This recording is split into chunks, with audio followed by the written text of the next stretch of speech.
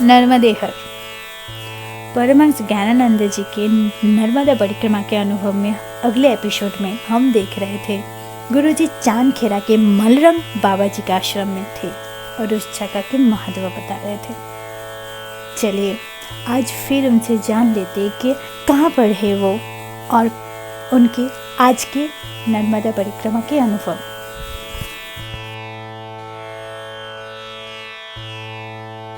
हर नर्मदे हर। चारखेड़ा मलरंग बाबा जी के आश्रम से ही परिक्रमा वासी यात्रा शुरू करने वाले थे। उसी समय स्थानधारी महंत जी उनके पास शिष्य आश्रम के बारे में सुनने की इच्छा जागृत होते ही उनको लेकर शिव जी के मंदिर के सामने बैठा ले। उन्होंने इसी स्थान पर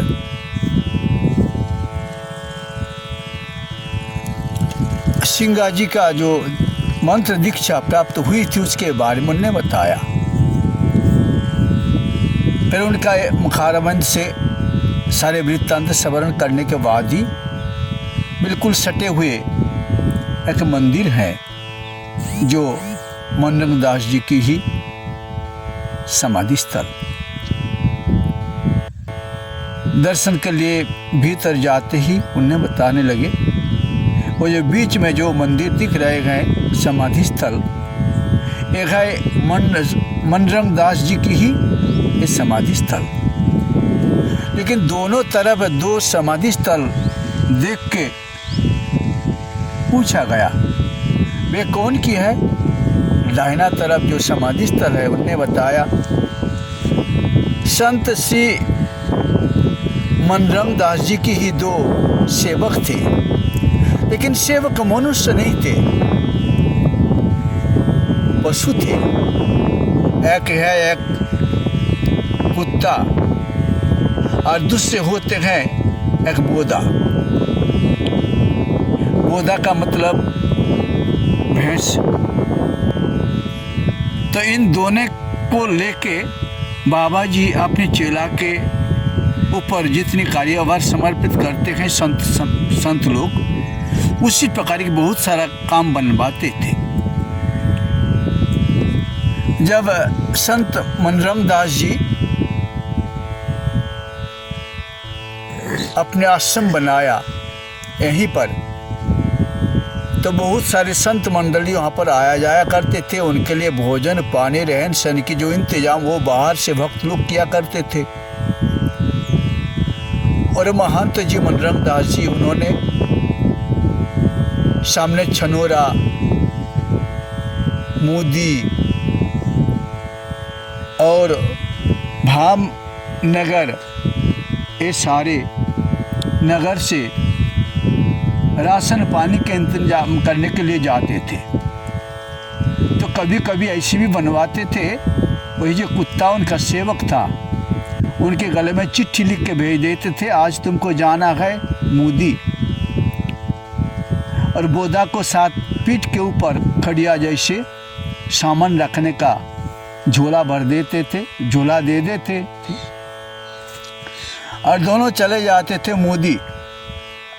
मूदी जिनके पास पहुंचना था, चिट्ठी में लिखा हुआ है, कुत्ता को मालूम हो जाता था, उन्हें वहाँ पर पहुंच जाते थे। और उनके वहाँ पर पहुँच के जो भक्त लोगों के घर पर पहुँचे, उनको तो मालूम है गुरुजी की सेवक है, तो जितने भी सामान देना गए सारे सामान वही बोदा के ऊपर लाद देते थे। और दोनों सेवक सामान लेके गुरुजी के पास पहुंचा देते थे। लेकिन बड़ी विचित्र बात एक है, कभी भी गुरुजी ने जितनों बार उनको ऐसी सेवा का भार सुपुर्द किया, बड़ी ईमानदारी के साथ उन लोगों ने अपने कर्म को निभाते थे। कैसी विचित्र बात है। इस प्रकार एक पशु को अपने बस में करके उनके द्वारा अपनी सेवा का काम बनवा लेना ये साधारण बात नहीं है।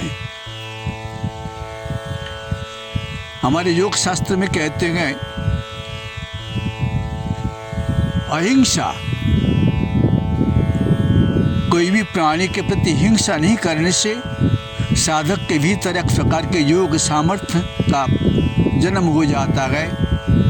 वही सामर्थ्य के अनुसार उन्होंने कोई भी पशु को, कोई भी मनुष्य को देके अपनी कार्य सिद्धि करते हैं। वही सामर्थ्य स्वामी मनरंग दास जी के पास ही थी।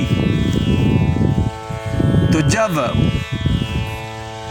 उनका देहांत हो गया, धीरे धीरे वही दो पशु भी अपने प्राण त्याग दिया और उनका समाधि उनके जो भक्त लोग हैं गुरु जी के दोनों तरफ बना दिया था। स्थान तो बहुत पुराने है, 500 साल से ज़्यादा है, 502 साल बता रहे थे महंत जी।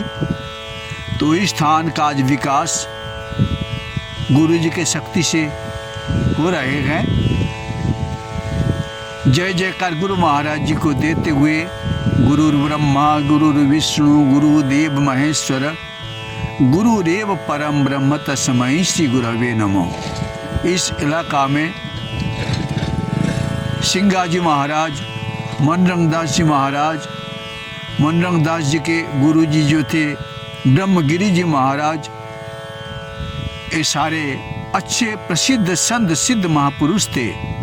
उनका स्थान अभी भी है, दर्शनीय स्थल है। सिंगा जी की जो स्थान है वो पर्यटन स्थल के रूप में परिचित हैं। आगे परिक्रमावासी यात्रा करते हैं। नर्मदे हर।